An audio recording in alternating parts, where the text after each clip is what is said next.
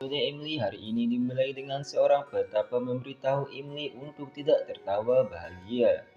Jika kamu merasa sangat bahagia dan damai sekarang, itu berarti pertanda akan ada petaka yang menunggumu. Emily menjadi bingung mendengar perkataan petapa itu. Petapa memperingati Emily bahwa secepatnya Emily akan kehilangan sesuatu yang paling berharga baginya.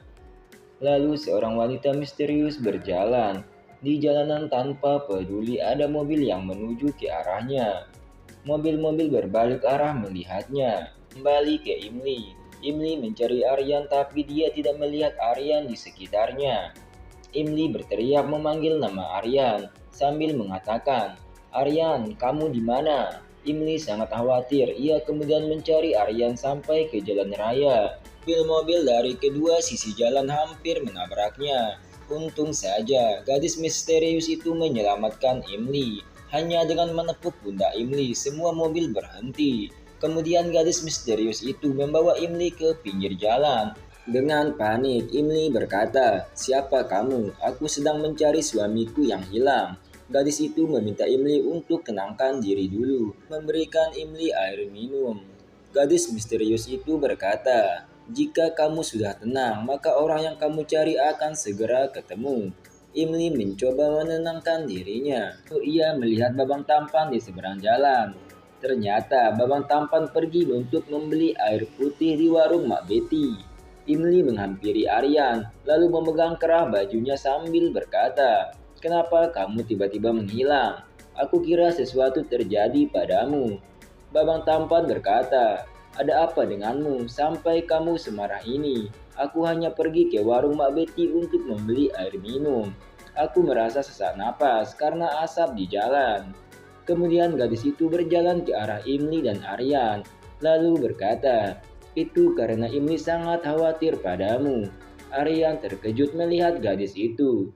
Ternyata gadis itu adalah teman kuliahnya. Tanpa pikir panjang, Aryan langsung memeluk gadis itu dengan gembira. Gadis misterius itu berkata, "Aku pikir kamu sudah melupakanku." Emily cemburu melihat Aryan dan gadis misterius itu berpelukan dengan mesra di depannya. Memperkenalkannya pada Emily dan berkata, "Emily, kenalkan ini Roti, teman kuliahku dulu. Dan Roti, kenalkan ini adalah Emily, istriku." Roti mengatakan dia tahu jika Aryan sudah menikah karena dia mengikuti Aryan beberapa hari terakhir. Di sisi lain, nenek sihir menerima telepon dari antek-anteknya jika Emily lolos dari kecelakaan yang direncanakannya karena diselamatkan oleh seorang gadis. Badima sangat marah dan berteriak pada antek-anteknya, "Kalian sangat bodoh, rencana kita gagal, kalian harus kembalikan uangku sekarang juga." Lalu nenek sihir mematikan teleponnya. Dia menyarankan ibunya untuk tidak menampakkan diri untuk sementara waktu, agar Aryan tidak mencurigai mereka. Nenek sihir berkata, "Kita harus cari tahu siapa gadis yang sudah menyelamatkan Emily." Kita kembali pada Aryan dan Roti, yang sedang bernostalgia mengingat masa-masa indah kuliah mereka. Lalu si Roti menunjukkan catatan yang dibuat mereka saat pesta perpisahan kuliah. Kemudian berkata, "Kamu ingat kita sudah menulis harapan kita masing-masing di kertas ini.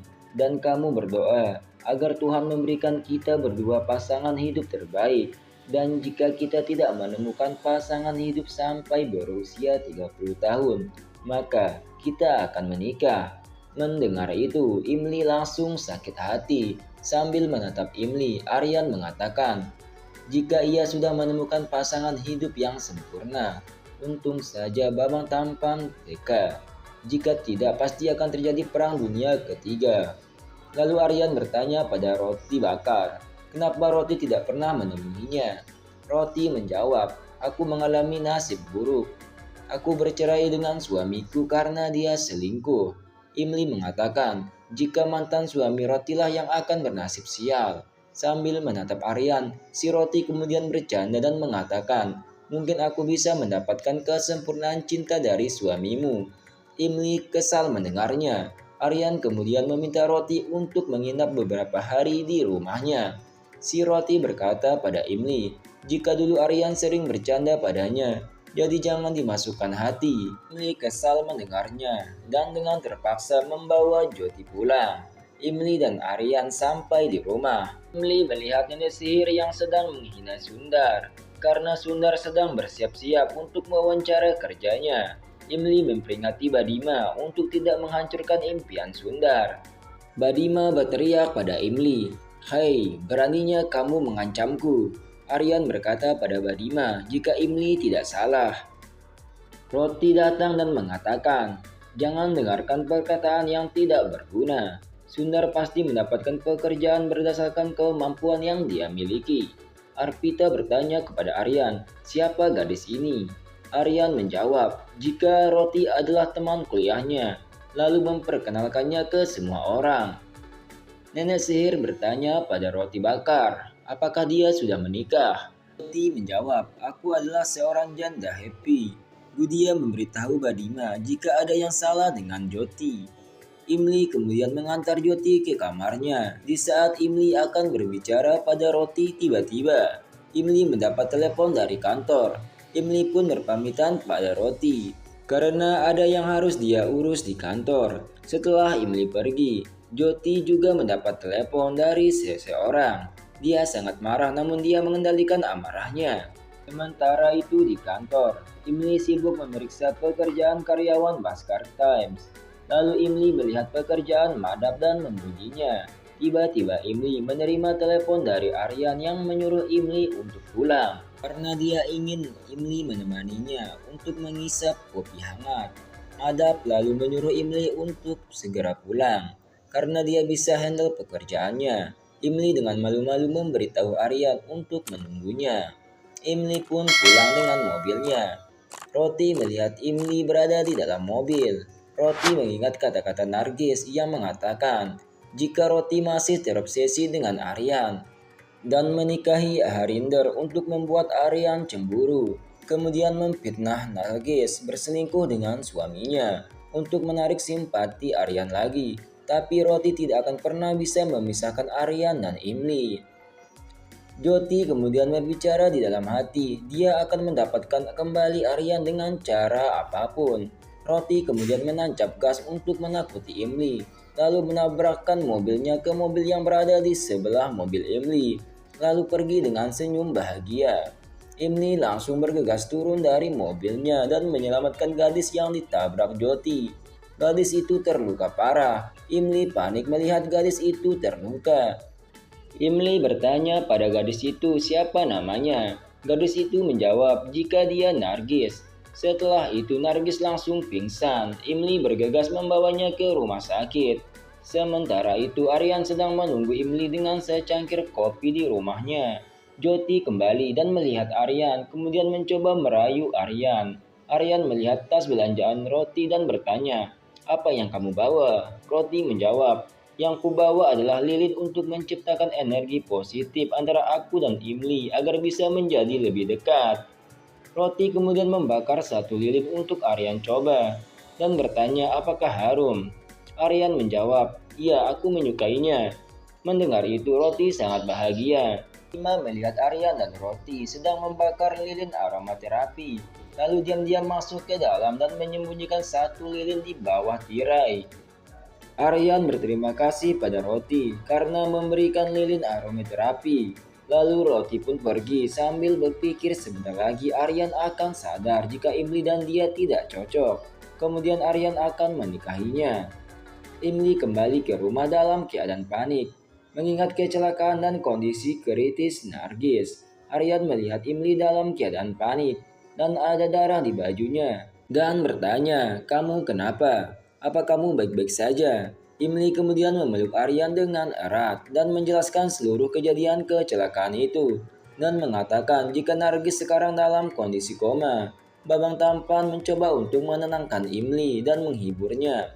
Imli meminta maaf pada Babang Tampan karena tidak memberitahunya jika dia pulang terlambat karena menolong Nargis. Aryan berkata tidak apa-apa. Kemudian Aryan menyuruh Imli duduk dan mengatakan jika dia akan membuatkan kopi untuk Imli. Aryan membuat kopi dengan penuh cinta. Imli memperhatikan Aryan dengan mata berbinar-binar. Lalu mereka mengobrol sambil bermesraan. Si Roti melihat Imli dan Aryan dari jendela. Ia merasa sangat cemburu melihatnya dan berpikir dia harus merencanakan sesuatu untuk memisahkan Aryan dan Imli. Beberapa saat kemudian, setelah Imli selesai minum kopi, Imli pergi ke kamarnya untuk istirahat. Lalu tiba-tiba ada kobaran api dari bawah tirai dan dengan cepat menyebar ke semua ruangan. Imli berteriak, "Ah!"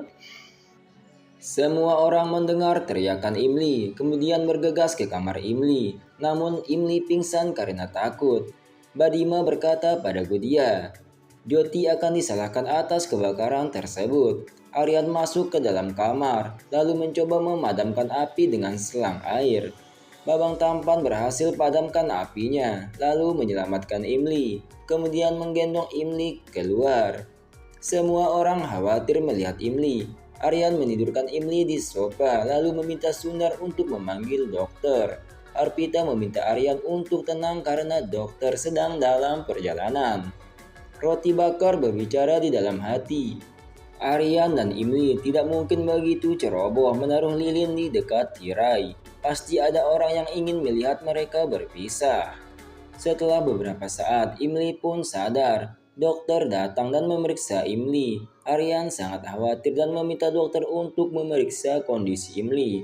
Dokter menyuruh Aryan untuk tidak terlalu panik karena istrinya baik-baik saja. Dokter pun pergi. Imli meminta semua orang untuk tidak khawatir karena dia baik-baik saja. Narmada bertanya, bagaimana ruangan itu bisa terbakar? Sambil melihat Roti, nenek sihir mengatakan, pasti ada orang yang menyalakan api. Aryan mengatakan bahwa dia dan Roti menyalakan lilin aromaterapi di ruangan itu untuk Imli. Nenek sihir menuduh Joti membakar tirai karena dia yang menyalakan api. Imli meminta Badima untuk tidak menuduh Roti lagi karena Roti tidak salah. Arpita meminta Aryan untuk membawa Imli ke kamarnya.